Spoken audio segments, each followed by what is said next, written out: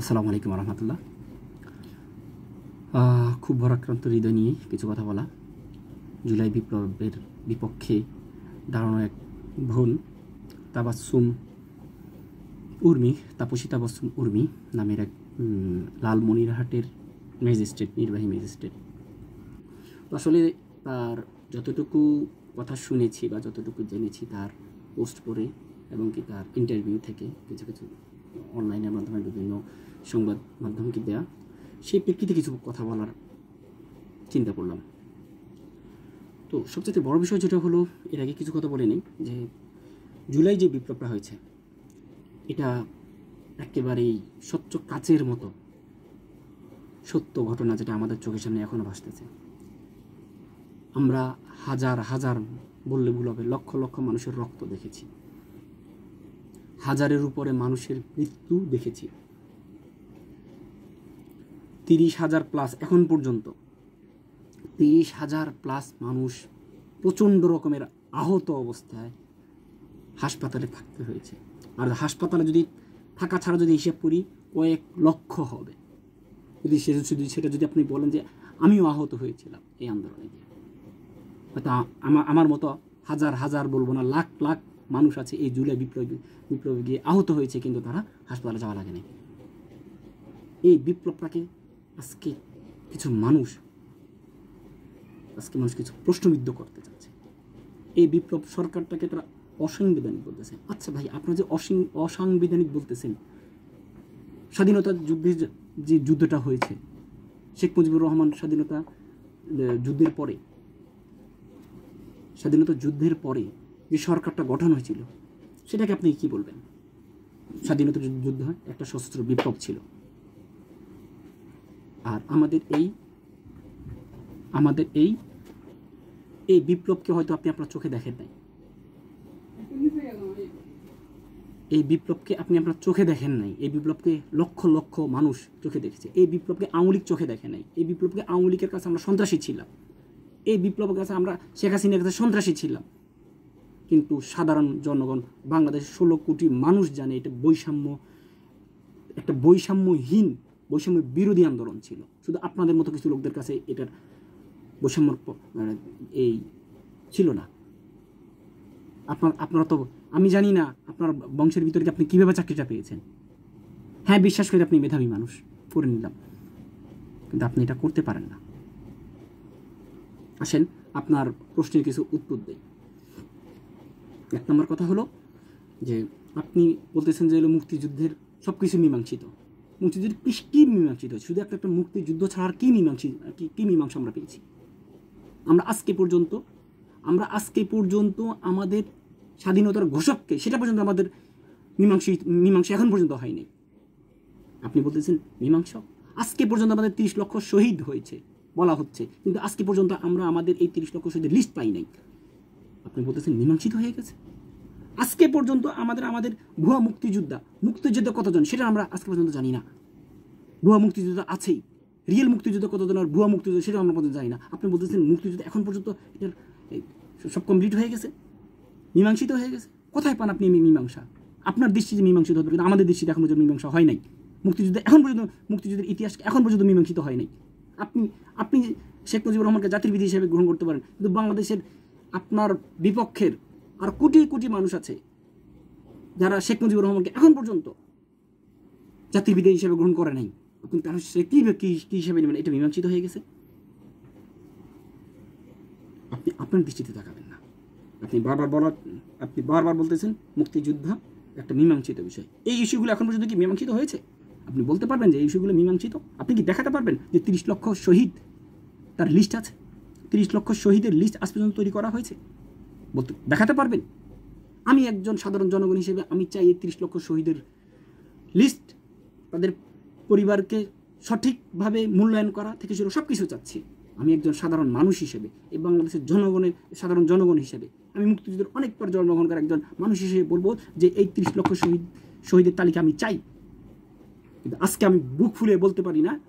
হয়তো আমাকে মনে হচ্ছে, আমাকে বলতেছে এটা কথাই মনে হচ্ছে। আমি যখন একটা কথা বলতেছি আমার বলা হচ্ছে 30 লক্ষ শহীদ, কিন্তু 30 লক্ষ আমি যখনই এটা চিন্তা করি 30 লক্ষ এটা কোথায়, আমার তালিকাটা কোথায়? আজকে 16-17 বছর ধরে আপনার ক্ষমতা ছিলেন, এই 30 লক্ষ শহীদের লিস্টটা কেন করতে পারলেন না?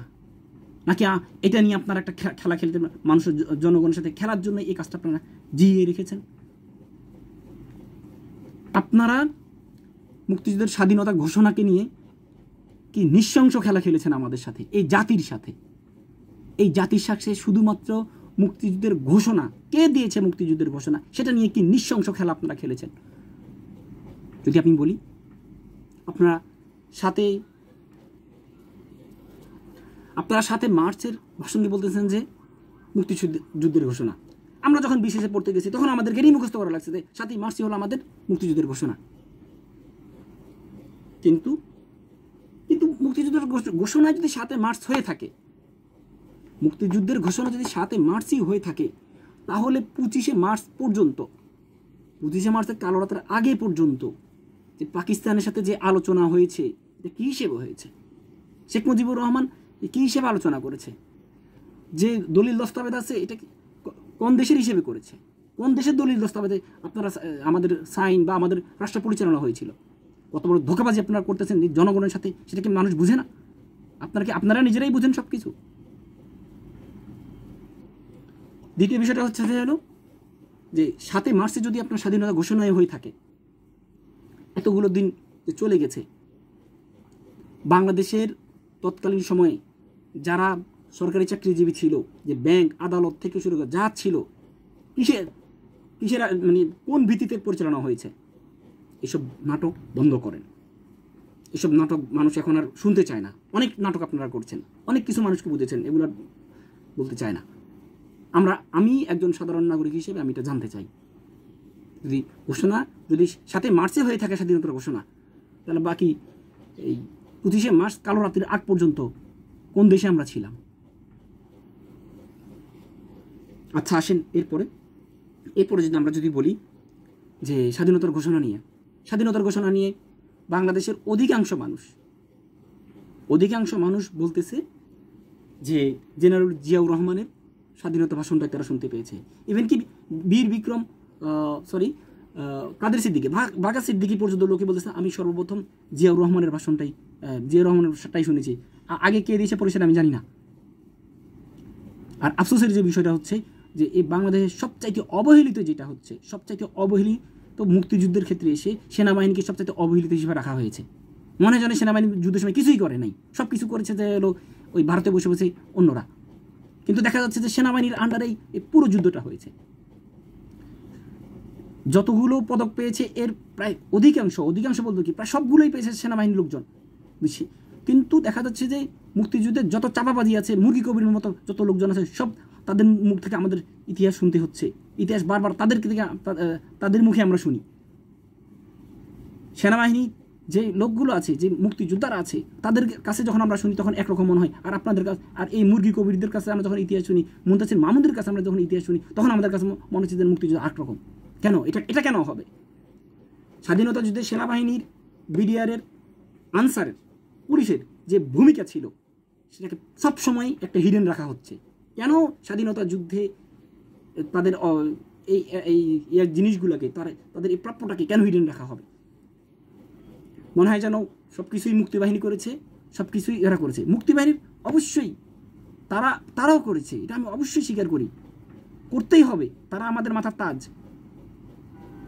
কিন্তু দেখা যাচ্ছে যে সেনাবাহিনীকে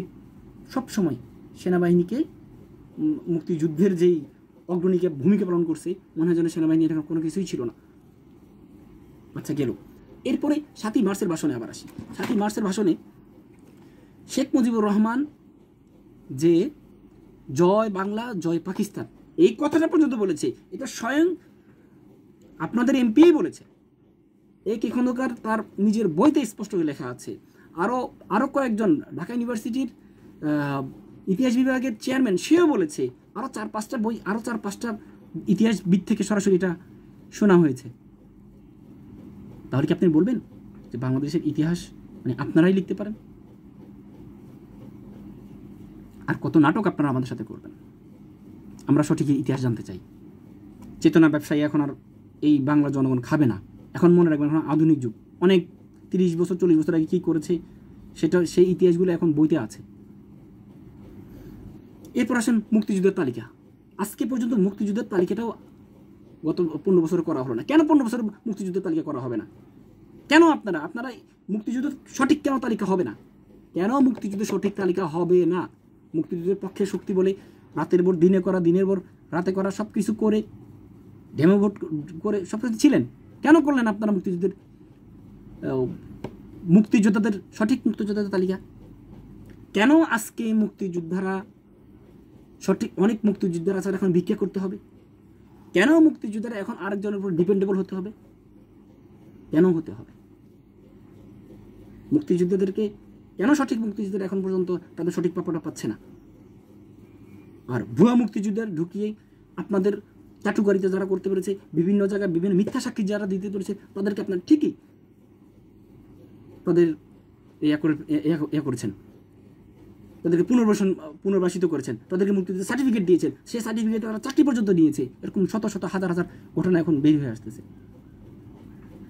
আমরা মুক্তিযুদ্ধের আমি ব্যক্তিগত আমি একজন সাধারণ মানুষ হিসেবে চাই যে অবশ্যই মুক্তিযোদ্ধাদের সঠিক তালিকা প্রকাশ করা হোক। এর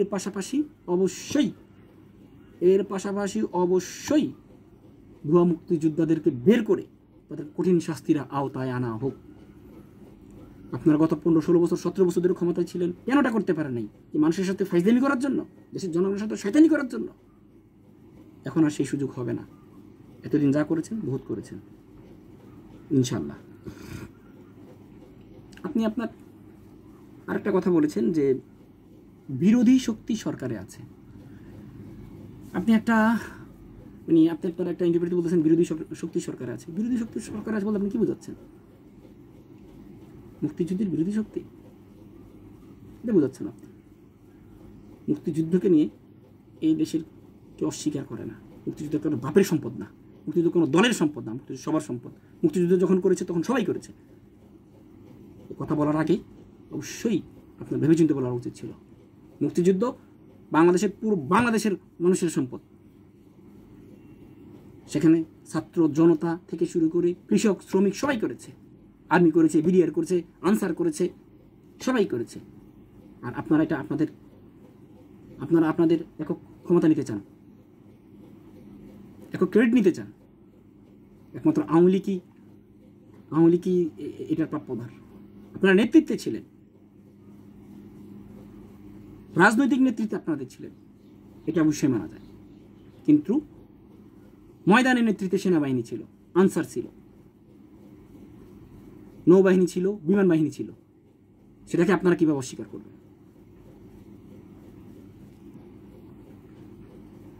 আর এই সরকারকে বলতেছেন আপনি এই একটা অসাংবিধানিক সরকার। জুলাই গণহত্যা কোনো গণহত্যা নয়। জুলাইয়ের এই মাসাকার যদি আপনার কাছে গণহত্যা না মনে হয়, তাহলে কোনটা গণহত্যা? জুলাইয়ের এই মাসাকার যদি গণহত্যা না হয়, সরাসরি অস্ত্র নিয়ে, যে পরিমাণ অস্ত্র নিয়ে তারা মাঠে নেমেছিল সেটা আমি নিজ চোখে দেখেছি। তাদের কি পরিমাণ অস্ত্র নিয়ে তারা মাঠে নেমেছে। আমি 4-5টা পয়েন্টে সরাসরি ছিলাম, আমি নিজে দেখেছি। শেষের দিনগুলো যে কি পর্যন্ত ভয়ঙ্কর ছিল সেটা আমি নিজ চোখে দেখেছি। আজকে আপনি এসে বলেন যে এখানে কোনো গণহত্যা হয় নাই। 1581 জন এখন পর্যন্ত লিস্টেড হয়েছে। কি নির্মম ভাবে তারা মানুষের প্রতি অত্যাচার, হত্যার যজ্ঞে মেতে উঠেছিল। তারপর আপনি বলুন যেখানে গণহত্যা হয় নাই। একটা মানুষ ঘরের ভিতরে ছিল, শিশুরা ঘরের ভিতরে ছিল, নারীরা ঘরের ভিতরে ছিল। মানুষ ঘরের ভিতরে থেকেও বাঁচতে পারে নাই। আমি নিজ চোখে দেখেছি আমার ছাদের উপর থেকে কিভাবে উপর থেকে হেলিকপ্টার দিয়ে গুলি করা হচ্ছে। আমি নিজ চোখে দেখেছি। বলতেছেন এখানে গণহত্যা হয় নাই। যে পরিমাণ হত্যা হয়েছে এটা গণহত্যা থেকে যদি কম মনে হয় আপনার, তাহলে আপনার চেতনার দোষ আছে। সর্বশেষ একটা কথা বলতে হয়, যে বঙ্গবন্ধুকে নিয়ে আপনাদের এত অহংকার, সেই বঙ্গবন্ধু তো আওয়ামী লীগকে নিষিদ্ধ ঘোষণা করেছিল। কিসের আওয়ামী লীগ? এখনকার আওয়ামী লীগ কি বঙ্গবন্ধুর আওয়ামী লীগ? বঙ্গবন্ধু যখন বাকশাল টাইপ করে তখন তো আওয়ামী লীগকে কোনো রাখে নাই। আপনি কীভাবে বলবেন যেটা বঙ্গবন্ধুর আওয়ামী লীগ? বঙ্গবন্ধু নিজেরা নিষিদ্ধ ঘোষণা করেছে, প্রত্যেকটা দলকে নিষিদ্ধ করেছে। বাংলাদেশে যতগুলো দল ছিল সবগুলো দলকে বঙ্গবন্ধু 1975 সালের 24শে জানুয়ারি নিষিদ্ধ ঘোষণা করেছে। ইতিহাস অস্বীকার কীভাবে করবেন? ইতিহাস তো বুঝতে পারবেন না, ইতিহাস মোছা যাবে না। ইতিহাস কীভাবে আপনি বুঝবেন? আপনি ইতিহাস বুঝার কথা বলতেছেন, রিসেট বাটনে ইতিহাস বের হয়ে আসবে, ইতিহাস মুছবে না। ইতিহাস রিসেট বাটনের মাধ্যমে ইতিহাস বের হয়ে আসবে। ইতিহাস মুছার কোনো কিছু নেই, ইতিহাস বের হয়ে আসবে। বরঞ্চ মিথ্যা যে ইতিহাস আমাদেরকে পড়ানো হয়েছে, সেই ইতিহাস চিরতরের জন্য ধ্বংস করা হবে। এটাই বললাম, আবারও বলতেছি, শেখ মুজিবুর রহমান বর্তমান আওয়ামী লীগের কেউই না। আবারও বলি, শেখ মুজিবুর রহমান বর্তমান যে আওয়ামী লীগ আছে এই আওয়ামী লীগের কেউই না। বরঞ্চ সে মৃত্যুর আগ পর্যন্ত আওয়ামী লীগের কোনো কর্মী হিসেবে না, কিছুই ছিল না সে আওয়ামী লীগের, বরঞ্চ সে আওয়ামী লীগকে নিষিদ্ধ ঘোষণা করেছে। শেখ মুজিবুর রহমান মৃত্যুর আগ পর্যন্ত বাকশালের সভাপতি ছিল, সে আওয়ামী লীগের সভাপতি ছিল না। আশা করি বুঝতে পারছেন। আর শেখ মুজিবুর রহমান সবার নেতা, বর্তমানে এসে শেখ মুজিবুর রহমান সবার নেতা না ভাই। আরেকটা মিথ্যা কথা বললেন, সে কোন কিসের সবার নেতা? আমার নেতা না, আমি তো তাকে নেতা হিসেবে মানি না। আমার মতো কোটি কোটি মানুষ আছে তাকে নেতা হিসেবে মানেন, আপনি মানতে পারেন, সমস্যা নেই, সেটা আপনার ব্যক্তিগত বিষয়। আপনি কেন আমাকে সবার নেতা হিসেবে আপনি চাপায় দিবেন? আপনি কেন তাকে আমার উপরে চাপায় দিবেন? এই দোষটা কার? শেখ মুজিবুর রহমানকে সবার নেতা হতে দেয় নাই কারা? আওয়ামী লীগই দেয় নাই। এটা আমাদের দোষ না, এটা আওয়ামী লীগেরই দোষ, আপনাদেরই দোষ। আপনি বলছেন শেখ মুজিবুর সবার নেতা, কিসের সবার নেতা? সব ফালতুম কথা বাদ দেন। শেখ মুজিবুর রহমান আওয়ামী লীগেরই সম্পত্তি, আওয়ামী লীগেরই নেতা। শেখ মুজিবুর রহমান শুধু আওয়ামী লীগের, বর্তমান যে আওয়ামী লীগ যারা বলতেছে তারা তাদেরকে নেতা হিসেবে মেনে নিছে, কিন্তু সে কেউ না, আমাদের কেউ না, অন্য কোনো দলের কেউ না। সে এই যে বর্তমান আওয়ামী লীগ যারা আছে তারাও জনগণের সাথে একটা চিটিংবাজি খেলা খেলতেছে। কারণ আমি তো বললাম যে শেখ মুজিবুর রহমান আওয়ামী লীগকে নিষিদ্ধ ঘোষণা করেছে। এখন জোর করে আপনি যদি আমার কোজাল ভাই আপনি আমার নেতা, তো এটা কি কবর থেকে উঠে এসে না আমি তো কোনো নেতা না বলার কোনো সুযোগ আছে? কোনো সুযোগ নেই। এরপর আসেন, জয় বাংলা সকল বাংলাদেশের স্লোগান। না ভাই, জয় বাংলা সকল বাংলাদেশের স্লোগান না। মুক্তিযুদ্ধ পর্যন্ত এটা সবার ছিল, কিন্তু মুক্তিযুদ্ধের পরেই এটা সবার না, এটা একটা দল কেন্দ্রিক হয়ে গেছে। আপনি এটা হয়তো বলতে পারেন যে এটা বাকশালের হইতে পারে, বুঝছো, বাকশালের স্লোগান হইতে পারে, কিন্তু বর্তমান আওয়ামী লীগেরও না, এটা বর্তমান আওয়ামী লীগেরও স্লোগান না, এটা বর্তমান আওয়ামী লীগেরও না। তারা এটা চুরি করে এনেছে। যদি বলি যেটা চুরি করে এনে এটা এখন সবাইকে খাওয়ানোর জন্য চেষ্টা করতেছে, যেটা আপনারা খাইছেন।